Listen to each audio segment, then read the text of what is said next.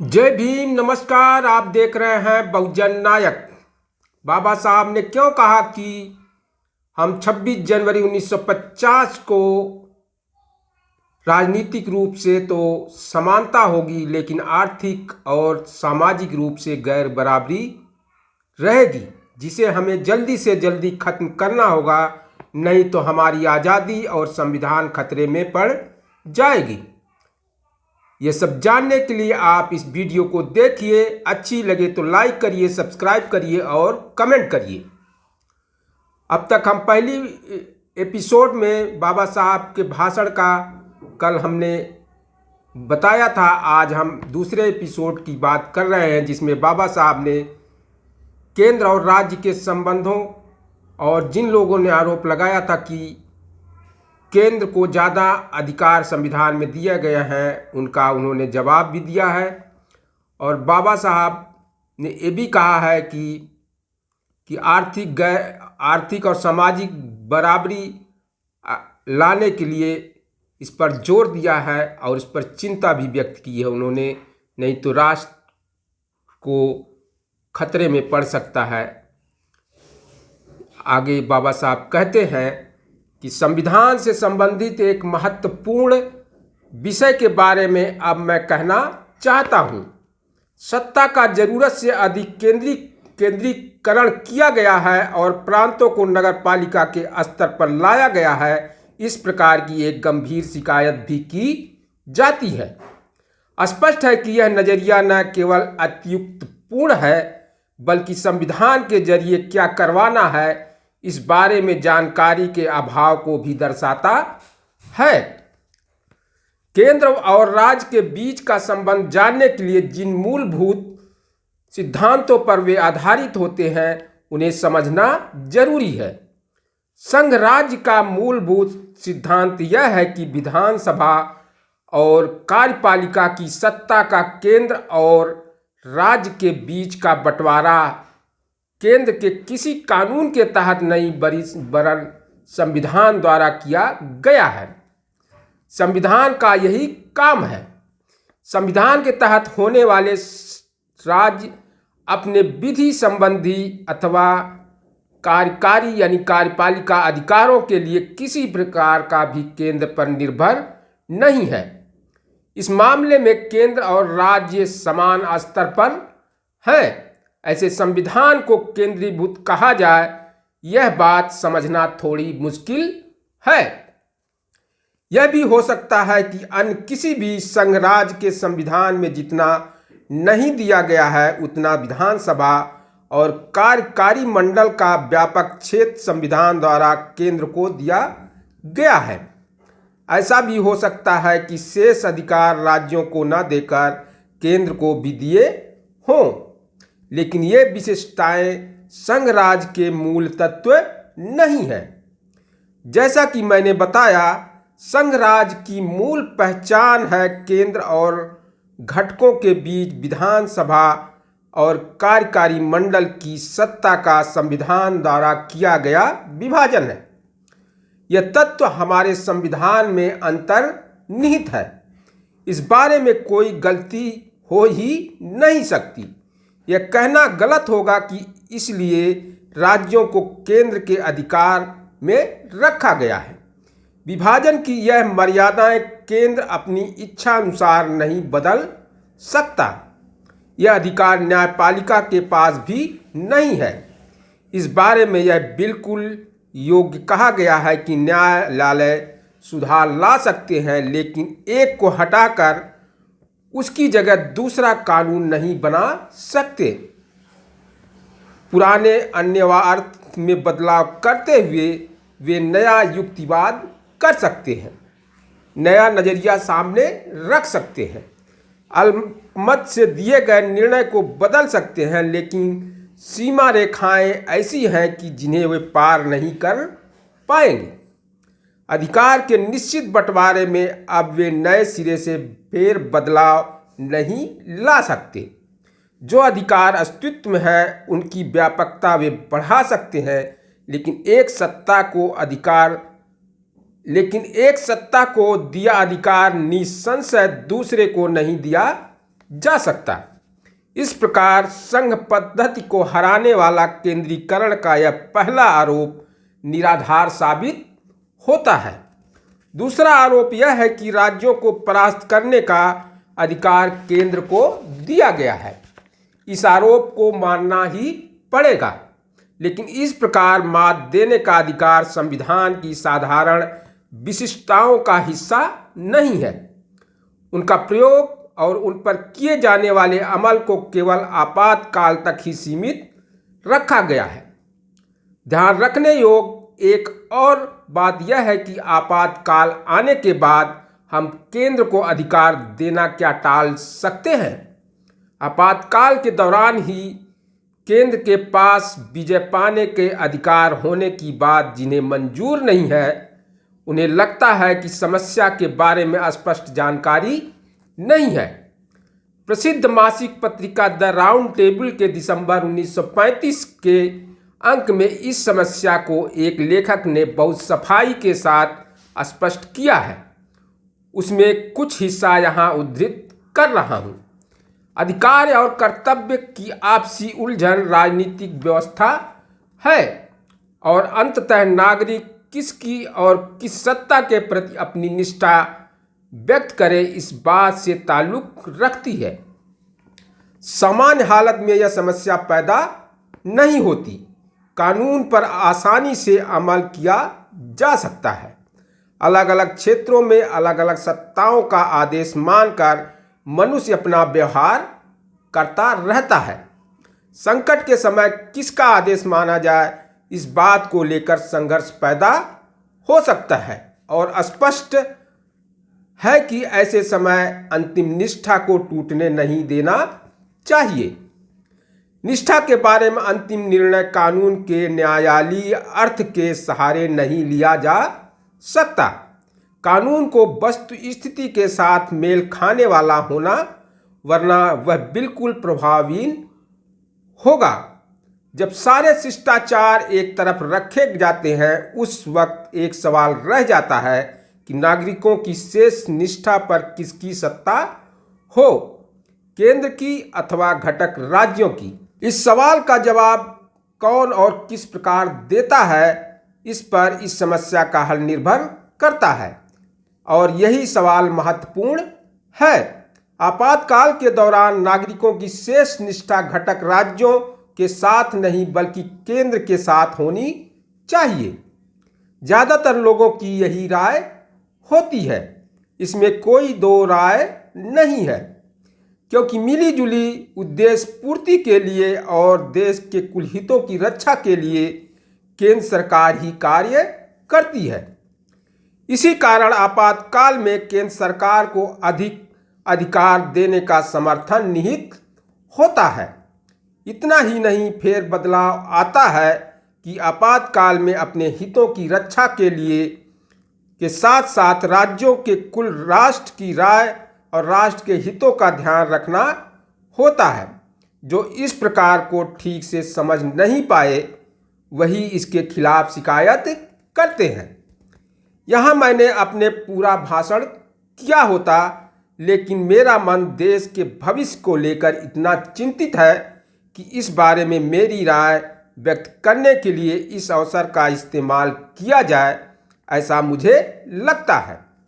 26 जनवरी 1950 के दिन भारत एक आज़ाद देश बनेगा। फिर उस आज़ादी का क्या होगा?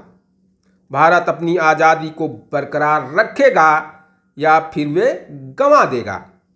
मेरे मन में यही विचार पहले आता है। भारत पहले कभी आज़ाद नहीं था, ऐसी बात नहीं है, लेकिन एक बार उसने अपनी आज़ादी गंवाई, क्या एक बार फिर वह अपनी आज़ादी गंवा बैठेगा? भविष्य के बारे में यही सवाल मुझे बहुत ज़्यादा चिंता में डालता है। भूतकाल में भारत ने केवल अपनी आज़ादी गंवाई थी, ऐसी बात नहीं है। देश के ही कुछ विश्वासघात करने वाले और बेईमान लोगों के कारण भारत ने अपनी आज़ादी गंवाई थी। यह वास्तविकता मुझे बेहद बेचैन करती है। मोहम्मद बिन कासिम ने मोहम्मद बिन कासिम ने सिंध प्रांत पर हमला किया। उस वक्त 10 राज्यों के सैनिक अधिकारियों ने मोहम्मद बिन कासिम के दूतों से घूस ली और अपने राज के लिए लड़ने से इनकार किया। मोहम्मद गौरी को भारत पर आक्रमण करने का आमंत्रण जयचंद ने दिया। पृथ्वीराज के खिलाफ लड़ने के लिए उसने मोहम्मद गौरी को अपने और सोलंकी राजाओं की मदद का आश्वासन दिया था। शिवाजी जब हिंदुओं की मुक्ति के लिए लड़ रहे थे, उस वक्त अन्य मराठा सरदार और राजपूत राजा मुगल सम्राटों की ओर से युद्ध लड़ रहे थे। सिख राज्यकर्ताओं को हराने की कोशिश जब अंग्रेज शासक कर रहे थे, तब उसका प्रमुख सेनापति गुलाब सिंह चुप बैठा था। सिखों का राज बचाने के लिए उसने सिखों की मदद नहीं की। 1857 को भारत के ज़्यादातर हिस्सों में अंग्रेजों के खिलाफ स्वतंत्रता युद्ध की घोषणा की, जब सिख दर्शक बनकर बस देखते रहे। क्या इस बार फिर इतिहास दोहराया जाएगा? इसी ख्याल से मैं चिंताग्रस्त हूँ। जातियों और संप्रदाय के रूप में अपने पुराने दुश्मनों के साथ भिन्न और परस्पर विरोधी विचार प्रणाली वाले राजनीतिक दलों की भी भरमार होने वाली है। इस वास्तविकता के बारे में मैं सोचकर मैं अधिक ही चिंताग्रस्त हुआ हूँ। मैं नहीं जानता कि भारत के लोग अपने सिद्धांत से देश को श्रेष्ठ स्तर पर देखेंगे अथवा अपने सिद्धांत को देश से बढ़कर मानेंगे। लेकिन एक बात पक्की है कि अगर यह लोग अपने सिद्धांत को देश से बढ़कर मानेंगे तो दोबारा आज़ादी गंवाने का संकट आएगा ही, और इस बार आज़ादी गंवा बैठे तो वह हमेशा के लिए हाथ से जाएगी। इस संभावना के खिलाफ लड़ने के लिए हमें कटिबद्ध होना है। अपने खून की आखिरी बूंद जब तक है, तब तक अपनी आज़ादी की रक्षा का निर्धारण हमें करना होगा। 26 जनवरी 1950 को भारत एक जनतांत्रिक देश बनेगा, अर्थात उस दिन भारत में ऐसी सरकार बनेगी जो लोगों द्वारा बनाई जाएगी, लोगों की होगी और लोगों के लिए काम करेगी। तभी मेरे मन में ख्याल आता है कि इस जनतांत्रिक संविधान का क्या होगा। उसे महफूज रखने के लिए यह देश समर्थ होगा या एक बार फिर वह अपनी आज़ादी गंवा बैठेगा। मेरे मन में आने वाला यह दूसरा ख्याल भी पहले ख्याल की तरह मुझे चिंता में डाल देता है। जनतंत्र क्या होता है यह भारत को पता नहीं, ऐसी बात नहीं है। किसी जमाने में भारत में गणराज्यों की भरमार थी। अगर कहीं नौकरशाही थी तो चुनी हुई या सीमित हुआ करती थी, वे कभी भी आबाद नहीं थी। भारत को संसद अथवा संसदीय प्रणाली के बारे में पता नहीं था, ऐसी बात नहीं। बौद्ध भिक्षु संघों के अध्ययन से यह स्पष्ट होता है कि उस वक्त न केवल संसद थी बल्कि संघ भी कुछ और नहीं, संसद ही थे। आधुनिक युग में परिचित संसदीय कार्यप्रणाली के सभी नियम संघ को पता थे और वे उनका पालन करते थे।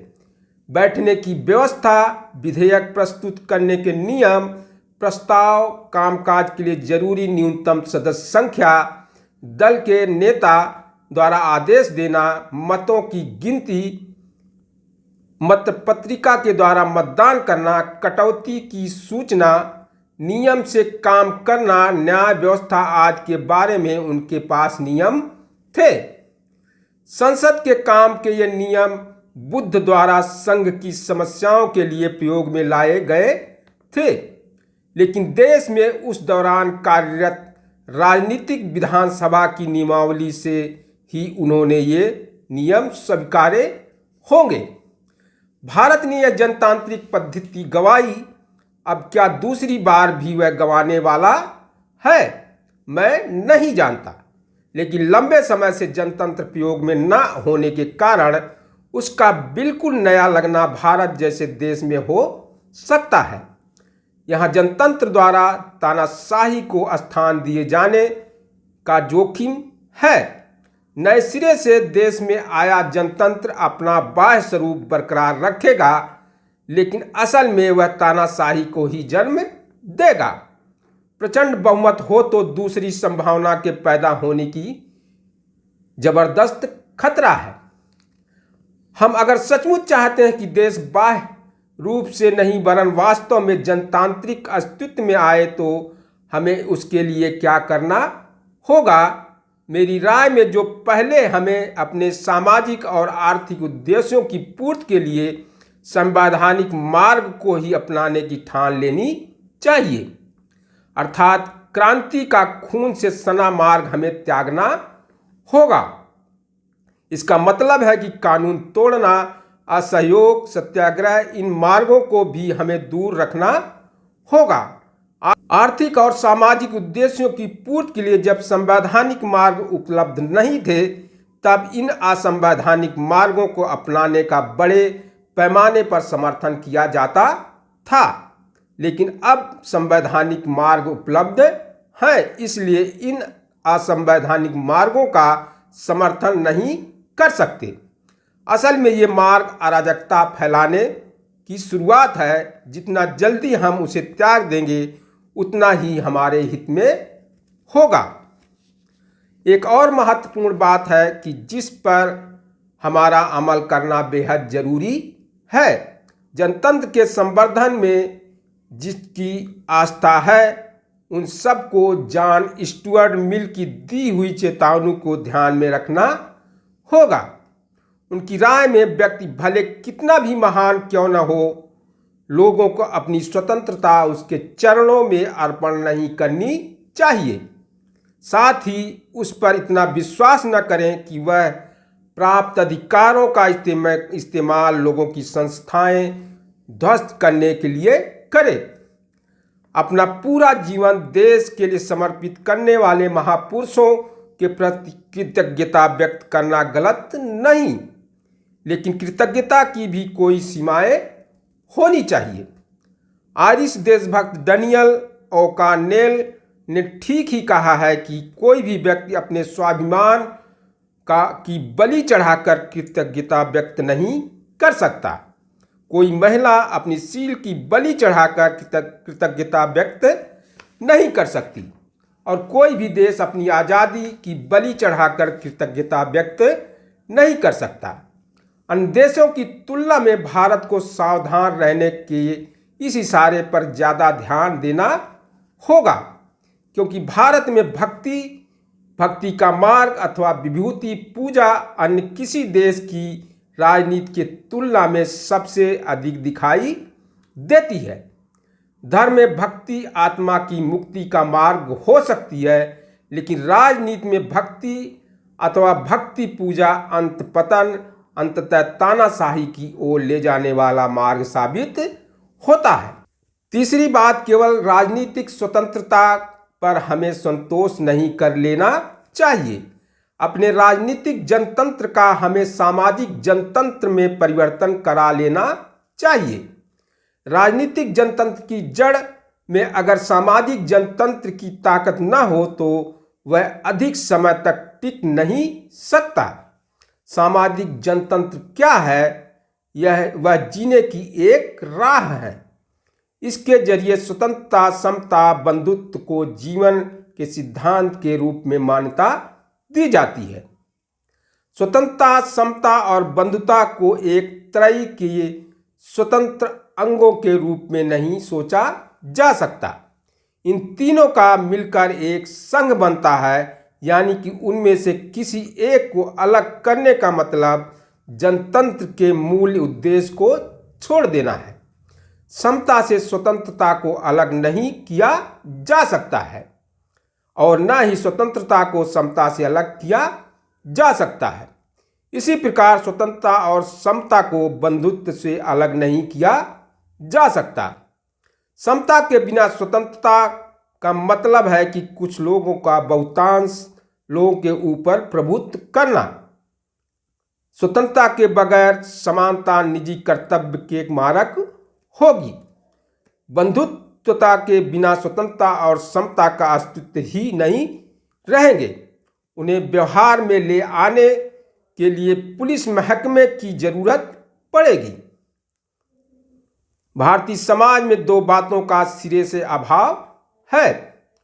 इस वास्तविकता को मानकर ही हमें शुरुआत करनी होगी। उनमें से एक है समता।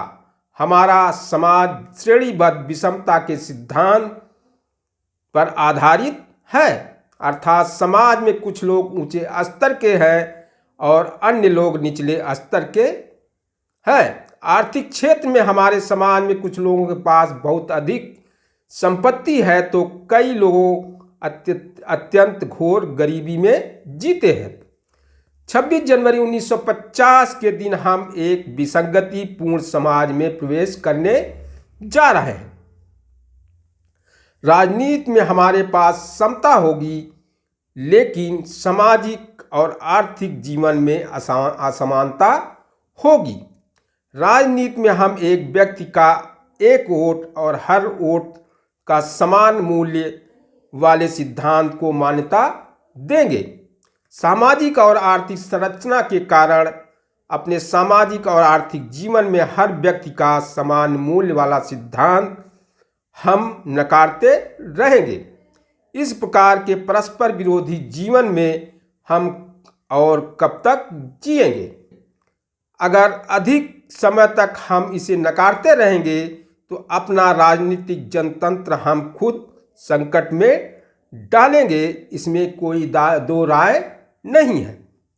इस विसंगति को जितनी जल्दी हो सके उसे खत्म कर देना होगा, अन्यथा जिन्हें विषमता जनित बुरे परिणामों को झेलना पड़ता है वे बहुत परिश्रम से इस सभा द्वारा निर्माण की गई राजनीतिक जनतंत्र को नष्ट कर देगी। हम में जो कमियां हैं उसमें दूसरी है बंधुत्व के तत्व को मानना है। बंधुत्व यानी क्या है? भारतीय लोग अगर एक हैं तो सभी भारतीयों में बंधुत्व का भाव समान रूप से होना है। सामाजिक जीवन में इससे एकता और सामंजस्य आता है, लेकिन इसे हासिल करना मुश्किल है। कितना मुश्किल है यह इस कहानी से पता चलता है जो अमेरिका के बारे में जेम्स ब्राइस ने अपने लिखे अमेरिकी कॉमनवेल्थ खंड में बताई है। मैं इस कहानी को ब्राइस के ही शब्दों में सुनाना चाहूँगा। कुछ वर्ष पूर्व अमेरिकी प्रोटेस्टेंट एपिस्कोपल चर्च के त्रिवार्षिक अधिवेशन में उनकी सामूहिक प्रार्थना में फेरबदल करने का प्रसंग आया। प्रार्थना के वाक्यों को छोटा करने और सभी लोगों के लिए होने वाले प्रार्थना को उसमें मिलाना ठीक होगा। न्यू इंग्लैंड के प्रमुख धर्मों उपदेश ने ये शब्द सुझाए कि हे प्रभु हमारे राष्ट्र को आशीर्वाद दे। उस दिन सभी लोगों द्वारा उत्साह के साथ उन्हें स्वीकार भी किया गया। इसी वाक्य पर दूसरे दिन फिर सोचा गया। धर्मोपदेश के अलावा अन्य कई लोगों को राष्ट्र शब्द पर आपत्ति थी। उनका कहना था कि इस शब्द के कारण वास्तव में न होने वाली राष्ट्र की एकता स्पष्ट रूप से सूचित होती है, इसलिए उस शब्द को हटाया गया और हे प्रभु इन संयुक्त राज्यों को आशीर्वाद दे शब्दों का प्रयोग किया गया। यह घटना जब घटी तब अमेरिका के लोगों के बीच एकता की भावना की इतनी कमी थी कि उन्हें नहीं लगता था कि उनका एक राष्ट्र है।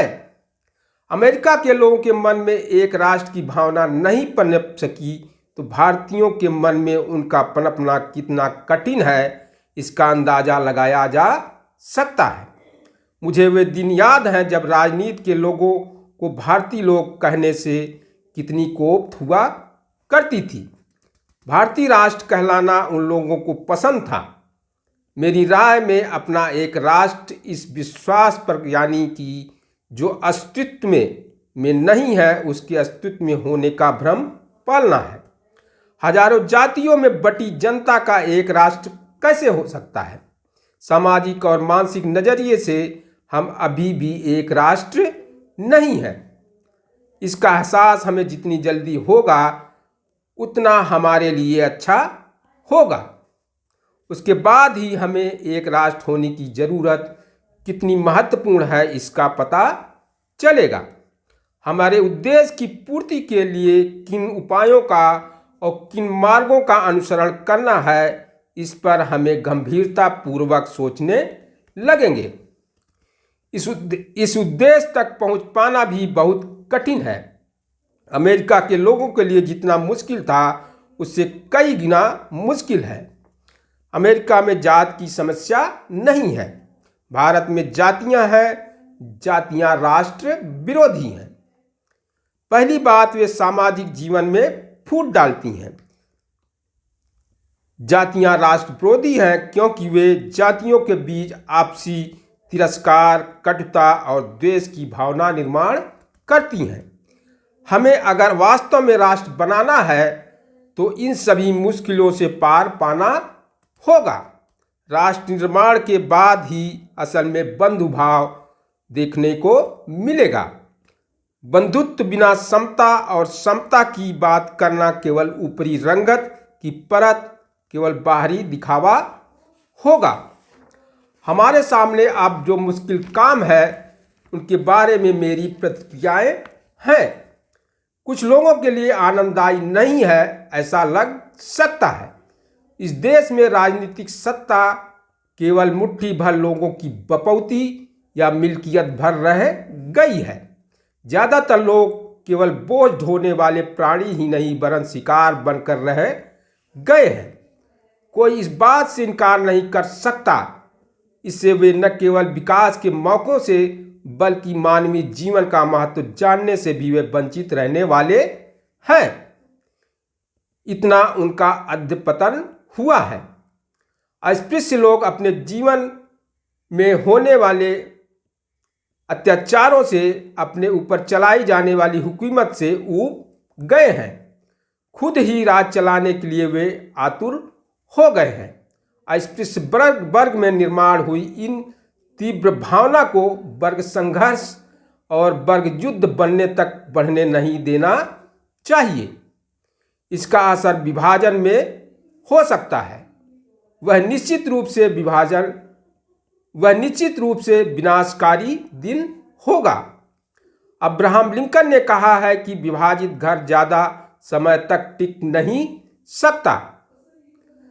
उनकी आकांक्षाओं की पूर्ति के लिए जितनी जल्दी हो सके उतनी जल्दी ही उनके मौके उपलब्ध करा देना देश हित में, आज़ादी की रक्षा के हित में और जनतांत्रिक संरचना बनाए रखने की ज़्यादा उपयुक्त होगा। जीवन के सभी क्षेत्र में समता बंधुत्व स्थापित करने से ही यह संभव हो सकता है। इसलिए मैं इस बात पर इतना जोर दे रहा हूँ। सभागृह को मैं ज़्यादा थकाना नहीं चाहता। आज़ादी खुशी की बात है, इसमें कोई दो राय नहीं है। लेकिन इस आज़ादी के साथ हमारे कंधों पर बहुत बड़ी जिम्मेदारियां आई हैं। इस बात को हमें नहीं भूलना चाहिए। आज़ादी के कारण अब किसी बुरी बात के लिए हम अंग्रेज़ों को जिम्मेदार ठहरा नहीं सकते। इसके बाद अगर कुछ बुरा होगा तो उसके लिए अपने अलावा किसी और को हम जिम्मेदार नहीं ठहरा सकेंगे। अनुचित प्रसंग होने का बड़ा खतरा है। समय तेजी से बदल रहा है। हमारे लोग भी नई नई विचारधाराओं से को टटोल रहे हैं। लोगों के राज से अब वे ऊब रहे हैं। अब वे लोगों के लिए राज चाहते हैं। राज लोगों द्वारा चुना हुआ अथवा नहीं, इसकी चिंता अब वे नहीं करेंगे। जिस संविधान में हम लोगों के लिए चुनने शासन के तत्व का जतन कर रहे हैं, उसे अगर सुरक्षित रखना हो तो अपनी राह में क्या अड़चनें हैं उसे पहचानना होगा, जिससे कि लोगों द्वारा चुनी गए राज्य से लोगों के लिए राज्य की ओर मुड़ेंगे। इस दिशा में आगे बढ़ने के लिए हमें कमज़ोर नहीं पड़ना है। देश की सेवा करने का यही एकमात्र उपाय